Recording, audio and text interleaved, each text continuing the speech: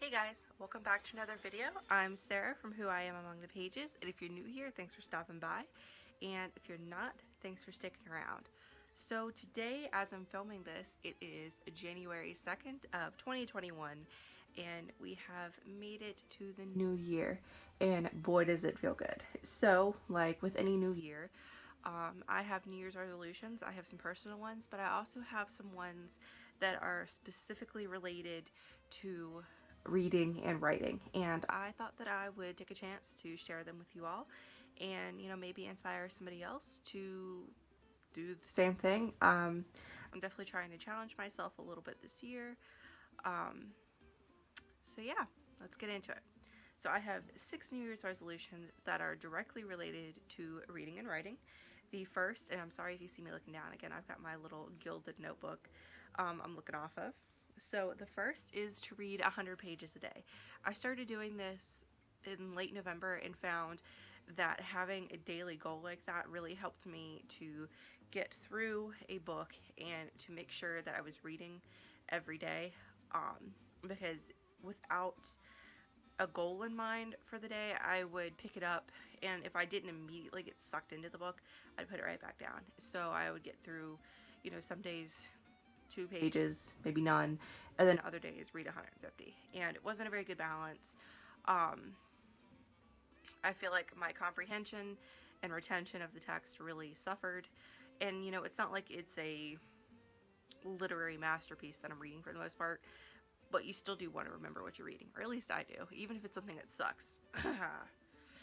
Insomnia. So my goal this year is to keep up with the 100 pages a day, and granted we're one day in, but yesterday I read more than 100 pages, so I don't want to brag, but I'm thinking this is gonna work. The next one is to read 30 books this year. I did mention that in my video yesterday, that my Goodreads goal is 30 books.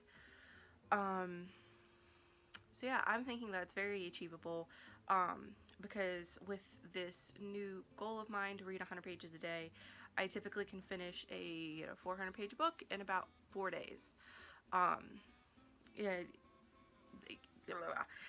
if it's more than 400 pages, or if it has 425 pages, I do try to go ahead and read the last chunk of it when I read the last 100 chunk, if that makes sense. I do try to go ahead and finish it up. So number 3, I want to read at least 2 adult fantasy books. I have several adult fantasy books, epic fantasy I believe they're called. I have Priory of the Orange Tree by Samantha Shannon down at school. With me I have I don't know if you can see them. Yeah, you can see them. The Blade Itself, Before They Are Hanged, and The Last Argument of Kings, all by Joe Abercrombie, and I believe it was Murphy Napier did a review of them saying they were some of the best fantasy that she'd read all year, and she definitely has her focus on epic adult fantasy, so I am thinking that I can trust her and saying those are going to be really great. On top of that, I also have the Wheel of Time series. I have most of it. I don't actually have the first book. I managed to get these. This is the 6th book. From the library sale here at home, and most of these I managed to get 2 through 8, I think. And they're all brand spanking new. The spine has clearly never been cracked. So I would really like to get into those this year, and I was going to do a whole video on this, but things happened and it wasn't as pleasant of an experience as it should have been. But my little piece of booktube mail, sorry, give me a second, I should have gotten this beforehand, was The Name of the Wind by Patrick Rothfuss. This was a copy owned by the well-known Sasha Alsberg here on YouTube. I did get this from her, and it's a very well-recommended book, so I am hoping to get through at least this year, because I know it's a duology, so I feel like if I start out with just a duology and adult fantasy, then maybe it'll kind of spur me, give me some confidence. But yeah, I have all these adult fantasy books. There's no point in being intimidated by them anymore. I know they were included on my intimidating TBR pile tag, and this is the year. I just want to get through it. I just want to try, and I want to give it a solid try because I love YA fantasy. So for me, logically, the next stepping stone is fantasy. Moving on though into number 4. This one has to do with writing. I want to write 1,000 words a day, every day, no excuses. Um, I do struggle with keeping a routine with anything. I want to blame it on 1,000 different things, but it comes down to it. I've just always been lazy. I'm not very good at making sure I get up at the same time every morning. I'm not very good at making sure I do much anything every day. Other than like taking the dog out and taking care of my animals. But other than that, I've always sucked at like the personal side of things.